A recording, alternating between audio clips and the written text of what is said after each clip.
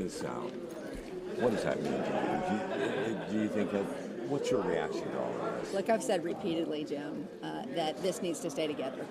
This was negotiated together. We spent 10 months negotiating every bit of this deal. And so we want it to be considered together. And so that is what we believe should be the case, and that's what I'm hopeful will be the case. But if it looks like they're going to pull it out, what will that? What do you think? That's you. Okay. I don't share that view. So we will see what happens. Regardless of what happens, we'll continue to push forward with the CBA, and we will expect to get it passed. But my hope is that we pass it all together. Just being, I know the devil's advocate here, but if it does get pulled out, is that just like they're just throwing away money that the Jags are ready to give? I mean, look, like I said, we have negotiated this all together, and you got to be careful when you start pulling on threads.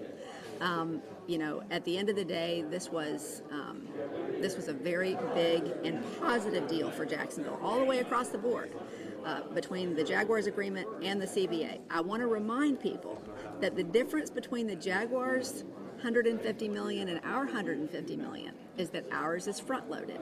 We get the opportunity to get these projects done, seeded immediately, which means we're moving forward with infrastructure that we need to make downtown go and will ultimately help the entirety of our city.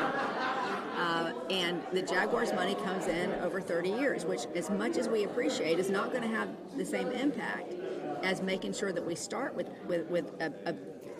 some real money and then move into those processes. So I am very hopeful that the council is going to see that, and if it goes to get separated, then we'll deal with it when it does. But I'm going to continue to push while we can.